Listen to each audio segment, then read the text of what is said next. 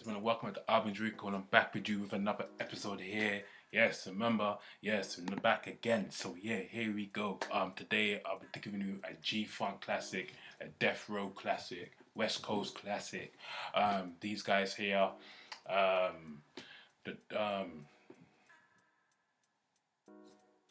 Dogg Pound, man, Dogg Food.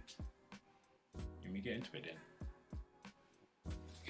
Dogg Food is the debut studio album by American hip hop group Tha Dogg Pound, released in 1995.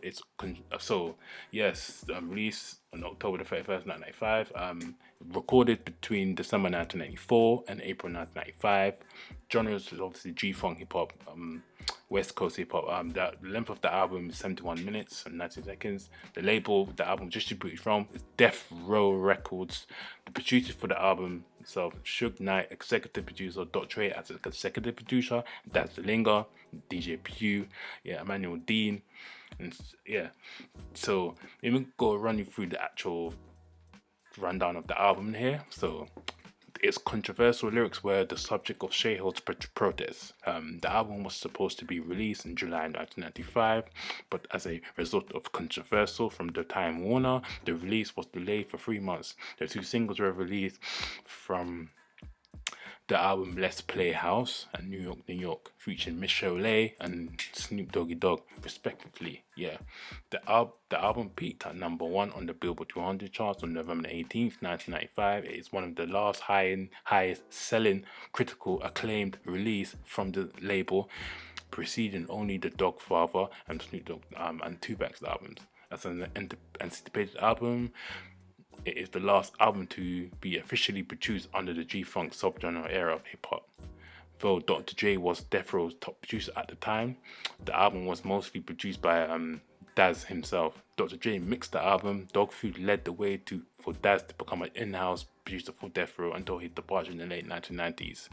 The video for the first single, New York, New York, caused a lot of controversy when Snoop Dogg appeared to be kicking down buildings throughout the New York, New York video. This video here caused a lot of controversy. It was like a little diss between the East Coast, because the East Coast and a lot of stuff was going back then. A lot of bullshit was going on a lot back then with the East Coast and West Coast, and Snoop, they had a lot of video, something went down, because originally they weren't supposed to be. It wasn't like this, but then something went down.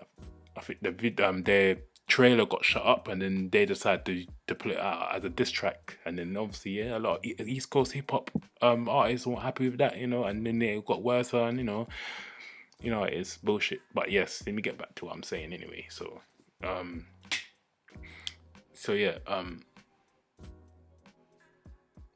The song is one of the 3 tracks on the album not produced by Daz, as DJ P provided the beat for New York, New York.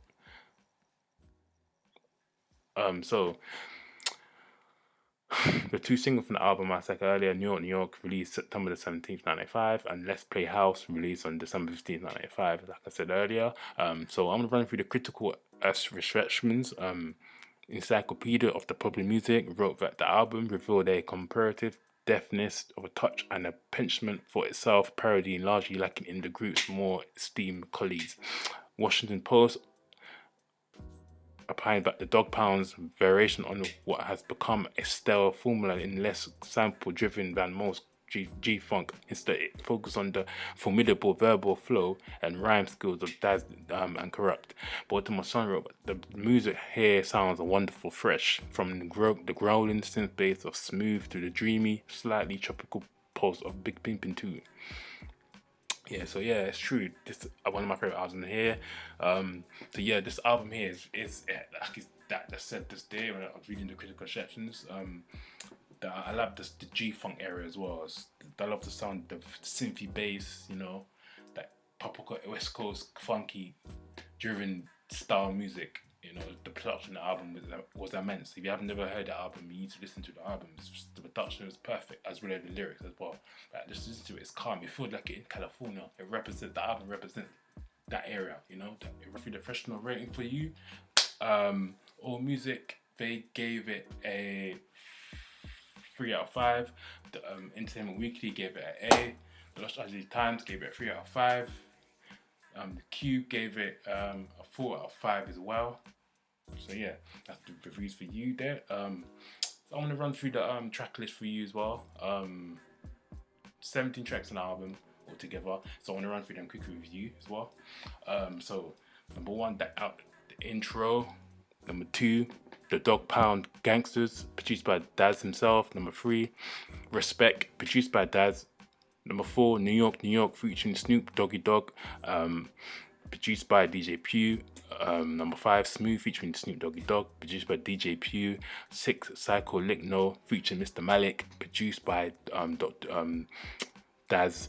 Number seven, Riding, Slipping and Sliding, produced by Daz and Dave's Night. Number 8, Big Pimpin' 2, produced by Daz. Number 9, Let's Play House, featuring Michelle and Nate Dogg, produced by Daz. Number 10, I Don't Like to Dream About Getting Paid, featuring Nate Dogg, produced by Daz. Number 11, Do What I Feel, featuring the Lady of Rage, produced by Daz. Number 12, If We All Fuck, produced by Daz. Number 13, Some Bum Ass, produced by Daz. Number 14, A Dog's Day Afternoon, that was produced by Daz. Number 15, Reality, featuring Trey D, produced by Daz and Emmanuel Dean. Number 16, One by One, that was produced by Daz. And number 17, Somewhat Star, produced by Daz himself and Corrupt. So yeah, that's the track list for the album here. I hope you all got that as well. Make sure you have a listen to this album. My favorite track from the album, I Don't Like to Dream About Getting Paid, Reality,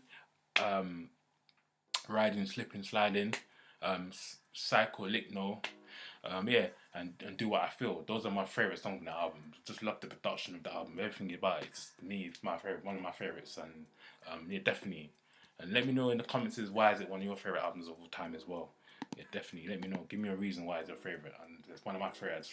G-Funk's one of my. G-Funk is a sub-genre in hip hop, and it did so much hip hop at the time as well. And just love how the hip hop and the fusion with G-Funk, with funk to get G-Funk. You know, fusion with funk elements. The production's perfect. Yeah, but just love everything about the album, man. And definitely have a listen to it if you haven't listened to it before. Definitely worth checking out. One of my favorites. Definitely. So, man, what can I say? That's another episode wrapped up for you today. So I hope you loved it. Please comment, let me know what I should do next as well. You don't be afraid. But yes, that's it for me today. I'm out. I'll be back again as soon as another episode. But until then, I'm out.